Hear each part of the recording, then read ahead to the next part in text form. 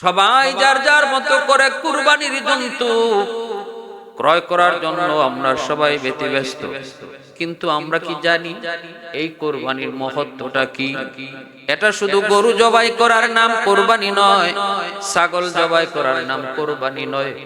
কারণ আল্লাহ বলেন, লাই ইয়ানালাল্লাহুল লুহুমুহা ওয়ালা দিমাউহা ওয়ালাকিন ইয়ানালুহুত তাকওয়া মিনকুম। আল্লাহ বলেন, তোমাদের জন্তু রক্ত আমি আল্লাহর কাছে পৌঁছে না, গোশত আমার কাছে পৌঁছে না। আমার কাছে পৌঁছে তোমরা তোমাদের দিলের ভিতরে যে তাকওয়া আছে, এই তাকওয়াটা আমি আল্লাহর কাছে পৌঁছে। কে কোন নিয়তে কুরবানি দিতেছো? আমি আল্লাহকে খুশি করার জন্য দিতেছো নাকি গোশত খাওয়ার জন্য দিতেছো? আমি আল্লাহকে খুশি করার জন্য কুরবানি দিতেছো নাকি মানুষের কাছে নাম ফুটানোর জন্য কুরবানি দিতেছো? কুরবানির জন্তু ক্রয় করার পর যদি মহল্লায় মহল্লায় গরু মানুষকে দেখায় বেনানো হয়, তাহলে বোঝা গেল এটাও একটা দেখানি উদ্দেশ্য। মূলত কোরবানি দেখানির কোনো বিষয় নয়। মূলত এই কোরবানির হাকিকত হলো আল্লাহর মহব্বত প্রমাণ করার জন্য একজন বাবা আল্লাহর মহব্বতের সামনে তার আদরের কলিজার টুকরা সন্তানকে জবাই করেছিলেন। তিনি কে? আল্লাহর খলিল ইব্রাহিম পয়গম্বর। ফেরেশতারা কয়, মালিক মনে হয় ইসমাইলের প্রতি ইব্রাহিমের মহব্বত তোমার চেয়েও বেশি। আল্লাহ পাক অসম্ভব। মালিক মনে হয় বেশি। আল্লাহ কয়, তাহলে পরীক্ষা হয়ে যাক। আল্লাহ পাক বলতেছে, বন্ধু আমি আল্লাহর প্রতি তোমার মহব্বত বেশি নাকি ইসমাইলের প্রতি তোমার ভালোবাসা বেশি, একটু কও। আল্লাহর খলিল বলতেছে, মালিক তোমার প্রতি আমার ভালোবাসা বেশি। আল্লাহ কয়, এটা কি মুখের কথা নাকি দিলের কথা রে ইব্রাহিম? সাথে সাথে খলিল কয়, মালিক এটা দিলের কথা। আল্লাহ কয়, বন্ধু পরীক্ষা যদি নিতে চাই দিতে পারবানি? হ মালিক, পরীক্ষা নিতে চাইলেও আমি দিতে রাজি। দুনিয়ার সব কিছুর চেয়ে তোমার মহব্বত আমার কাছে সবচেয়ে বেশি। তাহলে যাও সন্তান ইসমাইলকে কুরবানি করো।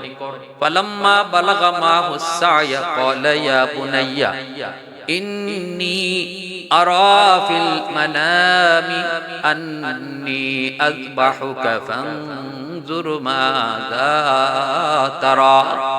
সন্তান যখন বাবার আঙ্গুলে ধরে হাঁটার বয়সে উপনীত হয়, ওই বয়সটা হলো বাপ মার কাছে সন্তানের সবচেয়ে প্রিয়। আব্বু আব্বু করে ডাকে, বাবার আঙ্গুল ধরে হাঁটতে শিখে।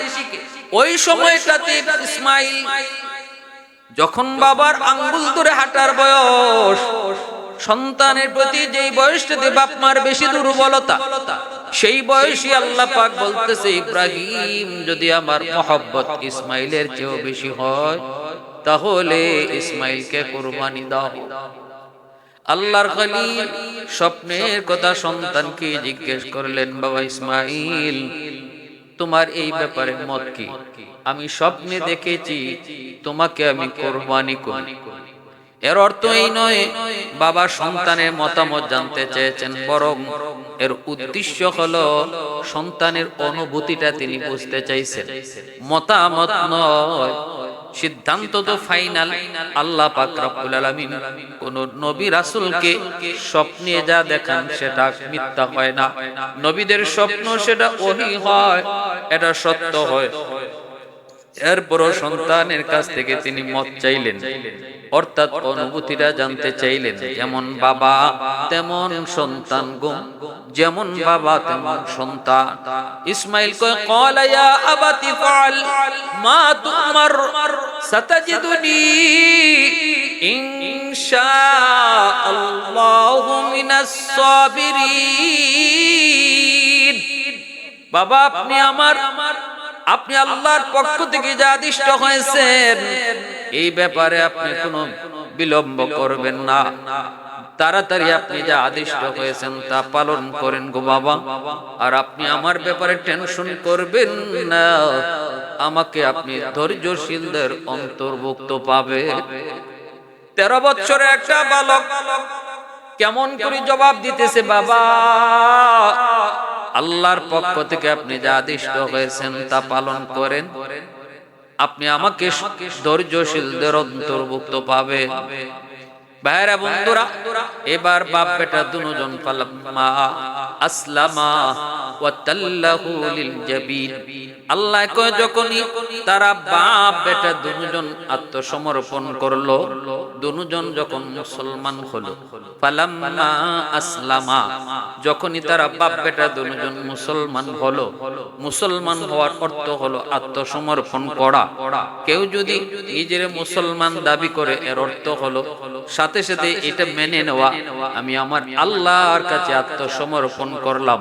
আমার মতে মত নয়, আল্লাহর মতে মত, আমার কথায় কথা নয়, আল্লাহর কথাই কথা, আমার সিদ্ধান্ত সিদ্ধান্ত নয়, আল্লাহর সিদ্ধান্তই সিদ্ধান্ত। এর নাম হলো সারেন্ডার, এর নাম হলো আত্মসমর্পণ, এরই নাম হলো মুসলমানি। যে নিজেকে এইভাবে তৈরি করতে পারে সেই হলো মুসলমান। আল্লাহ কয় যখন ইব্রাহিম ইসমাইল দুজন বাপ বেটা মুসলমান হলো, তারা নিজেকে আমি আল্লাহর সামনে সারেন্ডার করলো, আর বাবা সন্তানের গলায় ছুরি চালায় দিল, তখন আমি আল্লাহ তাদের এই কুরবানিকে কবুল করে নিয়েছি। কেমনে আল্লাহ নিয়েছেন? তাফসীরের কিতাবের ভিতরে লিখেন, ইব্রাহিম সন্তান ইসমাইলের জন্য কুরবানির জায়গাও রেডি করলেন।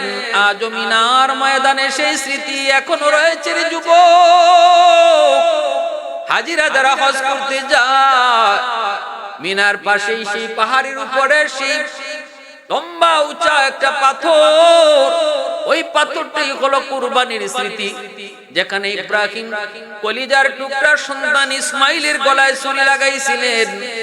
আল্লাহ পাক রব্বুল আলামিন সেই জায়গাটাকে কিয়ামত পর্যন্ত স্মৃতি বানায় রাখছে। সন্তানকে যখন তিনি শোয়াইবেন, ইসমাইল বাবার চোখের দিকে তাকায় বলতেছে, বাবা গো, ও বাবা, আপনি যখন আমাকে শোয়াইবেন, আপনার চোখটা আপনি বেঁধে নিয়েন, কারণ আমার মায়াবী চেহারা যদি আপনার নজরে পড়ে তাহলে ছুরি চালাইতে আপনার কষ্ট হবে। ও বাবা, আপনার চেহারাটা, আপনার চোখটা কাপড় দিয়ে বেঁধে নিয়ে, যেন আমার চেহারাটা আপনার নজরে না পড়ে, মায়া লাগতে পারে। 2 নাম্বার হলো বাবা, আমার হাত পা গুলা রশি দিয়ে বেঁধে নিয়েন গো, কারণ আমি দেখেছি মুরগি জবাই করলে মুরগি যেভাবে নাচানাচি লাফালাফি করে, আমার জানটা যাওয়ার সময় আমার হাত পা এইভাবে নড়বে। ভুলে যদি আপনার গায়ে আমার হাত অথবা পা লেগে যায়, আপনি তো শুধু আমার বাবা নন, আপনি আল্লাহর পয়গম্বর, বিয়াদবি হবে গো বাবা। এজন্য আমার হাত পা গুলো আপনি বেঁধে নিয়ে, এ আমার ভাইয়েরা, আজকে যারা কুরবানি করার নিয়ত করেছিল যুবক, একটু কুরবানির ইতিহাসটা শুনো, কি ঘটেছিল, কি হয়েছিল। নিজে কুরবানি করার সময় একটু খেয়াল করো, এই রক্ত আর গোশত কিন্তু আল্লাহ নেয় না, আল্লাহ খায় না, আল্লাহ এগুলা দেখেও না। আল্লাহ পাক দেখে কে কোন মন নিয়ে কুরবানি করো। তোমার দিলের ভিতরে আল্লাহ পাকের মহব্বত বেশি, নাকি তোমার দিলের ভিতরে সন্তানের মহব্বত বেশি? আল্লাহ দেখতেছে তোমার দিলের ভিতরে আল্লাহর মহব্বত বেশি, নাকি তোমার স্ত্রীর মহব্বত বেশি? আল্লাহ এটাই দেখতেছে, তোমার কুরবানি যে করো, তোমার দিলের ভিতরে আল্লাহর মহব্বত বেশি, নাকি তোমার দোকানদারির মহব্বত বেশি? দিলের ভিতরে আল্লাহর মহব্বত বেশি নাকি দুনিয়ার মহব্বত বেশি, এটা আল্লাহ পাক দেখতেছে। যার দিলের ভিতরে থাকবে আমার আল্লাহর মহব্বতটাই বেশি, আর সব কিছু আমার পিছনে, আল্লাহর ভালোবাসা আমার সামনে, তার কুরবানিটাই ইব্রাহিম আলাইহিস সালামের কুরবানির সাথে মিলে গেল, আর এই কুরবানিটাই আল্লাহর কাছে কবুল। এজন্য ভাইরা বন্ধুরা, একটু মনটা নরম করে কথাগুলা বোঝার চেষ্টা করি। আল্লাহর গোলাম একটু শুনে, আল্লাহর খলিলকে ইসমাইল বলতেছে, বাবা আমাকে যখন শোয়াইবেন, আমার হাত পা গুলো আপনার রশি দিয়ে বেঁধে দিয়েন গো, যেন হাত পা নড়াচড়া করলে আপনার গায়ে না লাগে। আর একটা কথা গো বাবা, জন্মের পর থেকে আমি মাকে শুধু দেখেছি, 13টা বৎসর আমার মা আমাকে লালন পালন করেছেন। আপনি তো আমার জন্মের পরপরই আমার মাকে আর আমাকে মক্কার জমিনে বনবাস দিয়েছিলেন। সেদিন থেকে আমি বাবা দেখি নাই, বাবার আদর, বাবার মায়া, বাবার সোহাগ আমি পাই নাই। বাবার মায়া মমতা কেমন আমি বুঝি না গো বাবা। আমি শুধু মায়ের ভালোবাসা পেয়েছি। অতএব যেই মা আমাকে নিয়ে স্বপ্ন দেখেছেন, আমাকে নিয়ে রাতে ঘুমাইছেন, যেই মার গলা জড়ে আমি ঘুমাইছি, ওই মাকে সান্ত্বনা দেওয়ার জন্য আমার রক্ত মাখা জামা, ওই জামাটা আপনি আমার আম্মার কাছে পৌঁছে দিয়ে। ভাইরা বন্ধুরা, এই দৃশ্য যখন মিনার ময়দানে চলছে, ফেরেশতারা ডাক দেখো মালিক, ও মালিক, জমিনে কি চলছে? আল্লাহ, জমিনে কি চলছে গো মালিক? কি হইতেছে? কায়নাত যেন থেমে গেছে। এই দৃশ্য মিনার ময়দানে যেন সূর্য তার জায়গায় আটকে গেছে, বাতাস যেন থমকে গেছে, নদীর পানি যেন থমকে গেল, সবাই যার যার জায়গায় স্তব্ধ। কি ঘটতেছে আজকে পৃথিবীতে? কি এমন নজির, কি দৃষ্টান্ত আজকে পৃথিবীর জমিনে ঘটতেছে? ফেরেশতারা ডাক দেখো মালিক, ও মালিক, আমাদের বুঝ হয়ে গেছে ইব্রাহিম তোমাকে বেশি ভালোবাসে। আল্লাহ, ও আল্লাহ, এখনো সময় আছে গো মালিক, বন্ধ করো। আল্লাহ পাক কয় ফেরেশতারা থামো, শেষ পর্যন্ত দেখতে থাকো। আমার খলিল, আমি এমনি এমনি আমার ইব্রাহিম রে খলিল উপাধি দেই নাই গো, এমনি এমনি আমি আমার দোস্ত বলি নাই। শেষ পর্যন্ত দেখতে থাকো। ইব্রাহিম আলাইহিস সালাম তার চোখটা বাঁধলেন, সন্তানের হাত পা গুলো রশি দিয়া বাঁধলেন। তারপরে শোয়ে যখন ছুরি চালাইবেন, ছুরি চালাইয়া দিছেন। ফেরেশতারা তখন অবাক হয়ে আল্লাহ পাকের কাছে তারা বারবার শুধু কাকুতি মিনতি জানাইতেছে, মালিক, ও মালিক, থামাও থামাও, বন্ধ করো। একজন বাবা কেমন করে সন্তানকে নিজের হাতে জবাই দেয়, অথচ যেই সন্তানকে 90 বছর বয়সে, বৃদ্ধ বয়সে তোমার কাছে কান্নাকাটি করে সন্তান লাভ করলো, সেই কলিজার টুকরা সন্তানের প্রতি বাবার কতটা দরদ গো আল্লাহ। ও মালিক, ও মালিক, তুমি থামাও।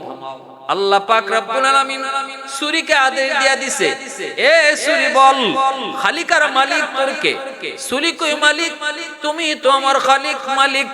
আল্লাহ পাক কয়, আমি যদি তোর মালিক হই তাহলে আমার ইব্রাহিম তোরে কইব কাটার জন্য, আর আমি আল্লাহ তোরে নিষেধ করলাম আমার ইসমাইলের একটা পশম তুই কাটবি না। আল্লাহ পাকের নিষেধ আর ইসমাইলের ইব্রাহিমের আদেশ। ছুরি চলছে কিন্তু ইসমাইলের গলা কাটে না, ছুরি তো গলা কাটে না। ইব্রাহিম আলাইহিস সালাম তিনি বারবার চেষ্টা করেন, ছুরি তো গলা কাটে না। এইবার ইসমাইল নিচ থেকে ডাক দেয়া বলতেছে, বাবা গো, মনে হয় তোমার মায়া লাগছে গো বাবা, ছুরিটা মনে হয় বেশি ধার নাই, একটু ধার দাও। ও বাবা, একটু ছুরিটা ধার দিয়া আবার নিয়ে আসো। ইব্রাহিম আলাইহিস সালাম ছুরিটাকে হাত থেকে ফিকে মারলেন। ছুরিটা এত ধার ছিল, এত ধার, পাথরের উপরে ছুরিটা পড়া মাত্রই পাথরটা দ্বিখণ্ডিত হয়ে গেছে, কিন্তু ইসমাইলের পশম ছুরি কাটে না। ইব্রাহিম আলাইহিস সালাম ছুরিকে ডাক দেয়া কই, রে ছুরি, কি হয়েছে তোর? তোর ধারের কারণে পাথর দ্বিখণ্ডিত, অথচ ইসমাইলের পশম কাটো না, ঘটনা কি? তখন ছুরি ডাক দিয়া কয়, মালিক, একটু জবান দিবানি গো, তোমার বন্ধুর সাথে কথা বলতে চাই। আল্লাহ ছুরির জবান খুলে দিলেন, সাথে সাথে ছুরি ডাক দিয়া কয়, দোস্ত, আল্লাহর দোস্ত, ও আল্লাহর দোস্ত, তুমি আমাকে একবার আদেশ করো কাটার জন্য, আর এই না কাটার জন্য আমার আল্লাহ আমাকে 70 বার নিষেধ করে। তাহলে আমি কার কথা শুনবো? আমি তো আমার মালিকের কথাই শুনবো। ভাইরা বন্ধুরা, ইব্রাহিম আলাইহিস সালাম তখনও এই কথা বুঝেন না, ছুরি চালায়া দিছেন, আবারও ছুরি চালাইছেন। আল্লাহ পাক তখন ছুরিকে আদেশ দিছে, হ্যাঁ, এবার তুই কাটবি, কাট। কিন্তু ইব্রাহিম যখন ছুরি চালাইতে যাবেন, আল্লাহ পাক তখন জিব্রাইলকে ডাক দেয়া কয়, জিব্রাইল, লাব্বাইক ইয়া মালিক, লাব্বাইক ইয়া রব্বি কারীম। কোথায় আছো? কয় সপ্ত আকাশের উপর সিদরাতুল মুনতাহা, আমার হেড অফিসে। ও জিব্রাইল তাড়াতাড়ি যাও। আমার ইব্রাহিম ছুরি চালায় দিছে, ইসমাইলের গলার দিকে ছুরি যাইতেছে। যতটুকু সময়ের মধ্যে ছুরি ইসমাইলের গলায় গিয়া পৌঁছবে, এর আগে আগে তুমি জান্নাত থেকে দুম্বা লইয়া ইসমাইলকে নিচ থেকে সরাইয়া নিচে ইসমাইলের জায়গায় জান্নাতি দুম্বা শোয়ায়া দাও। ইব্রাহিমের চোখ বন্ধ, ইব্রাহিম দেখবে না। ইব্রাহিম মনে করবে ইসমাইল জবাই হয়েছে, মূলত জবাই হবে জান্নাতি দুম্বা। জিব্রাইল আলাইহিস সালাম বলতেছে, আমি পৃথিবীতে 3 বার এসেছি, স্মরণীয় ভাবে 3 বার পৃথিবীতে এসেছি। এত দ্রুত এসেছি, এত দ্রুত, এত দ্রুত। একটা হলো ইউসুফ পয়গম্বরকে যখন তার ভাইয়েরা কুয়ায় নিক্ষেপ করে, ইউসুফ নবী কুয়ার নিচের দিকে যায়, আর আমি জিব্রাইল আমার 500 ডানা ব্যবহার করে আল্লাহর নির্দেশে কুয়ায় পৌঁছি। ইউসুফ নবী নিচে পড়ার আগে আগে আমি ইউসুফ নবীকে আমার কোলে তুলে নেই। 2 নাম্বার হলো তায়েফের জমিনে রহমতের নবী, মায়ের নবী রক্ত যখন মাটিতে পড়বে, রক্তের ফোঁটাটা রেডি হইয়া মাটিতে পড়ার জন্য তৈরি হয়ে গেছে। এমন কি মাটিতে পড়ার জন্য প্রস্তুতি নিয়ে রক্তের ফোঁটাটা পড়তেছে। তখন আল্লাহ পাক রব্বুল আলামিন কয়, জিব্রাইল আমার বন্ধু রক্তের ফোঁটা যদি তায়েফের মাটিতে পড়ে, এই মাটি বরদাস্ত করবে না রে জিব্রাইল, দ্রুত যেখানে আসো তাড়াতাড়ি যাও। ফোঁটাও মাটিতে যায়, আমি জিব্রাইল আসমান থেকে জমিনে নামি। ফোঁটা মাটিতে পড়ার, রক্তের ফোঁটা মাটিতে পড়ার আগে আগে আমি জিব্রাইল জমিনে পৌঁছিয়া ওই রক্তের ফোঁটা নিজের হাতে উঠায় নেই। জিব্রাইল আলাইহিস সালাম কয়, আরেকটা হলো ইসমাইলের গলার দিকে ইব্রাহিম যখন ছুরি চালায় দিছেন, ছুরিও নিচে যায়, আমিও নিচে নামি। ছুরিও নিচে যায়, আমি জিব্রাইলও নিচে নামি। সবগুলি 500 ডানা একসাথে ব্যবহার করে সপ্ত আকাশের উপর থেকে আমি জান্নাতি দুম্বা লইয়া ইসমাইলকে এখান থেকে সরায়া ইসমাইলের জায়গায় জান্নাতি দুম্বা শোয়ায়া দেই। আর ইব্রাহিম তিনি তো চোখ বাঁধা, তিনি জবাই করেছেন, গলাও কাটছে, রক্ত বের হইতেছে, ফিনকে দিয়ে আওয়াজ হয়। সাথে সাথে ফেরেশতারা বইলা উঠছে, আল্লাহু আকবার, আল্লাহু আকবার। ইব্রাহিম আলাইহিস সালাম তখন কয়, লা ইলাহা ইল্লাল্লাহু আল্লাহু আকবার, আল্লাহু আকবার। সাথে সাথে কুল কায়নাত কয়, ওয়ালিল্লাহিল হামদ। ইব্রাহিম আলাইহিস সালাম খুশি হয়ে তিনি খুললেন, চোখটা খুললেন, সন্তান ইসমাইল জবাই হয়েছে। কিন্তু চোখ খুইলা তাকায় দেখেন গো, ইসমাইল পাশেই দাঁড়ায় আছে, জিব্রাইলের হাত ধরে মুস্কি হাসে জিব্রাইল, আর নিচে জান্নাতি দুম্বা জবাই হয়ে গেছে। আল্লাহর পয়গম্বর খলিল টান দিয়ে আবার সন্তানকে টান দিয়া ধরছে, বাবা আর কে থেকে কি যেন হয়ে গেল। তখনই জিব্রাইল আলাইহিস সালাম ইসমাইলকে আটকে কয়ে, আল্লাহর খলিল আর ইসমাইলকে টান দিয়া জবাই করা লাগবে না, قد صدقت الرؤيا إنا كذلك نجزي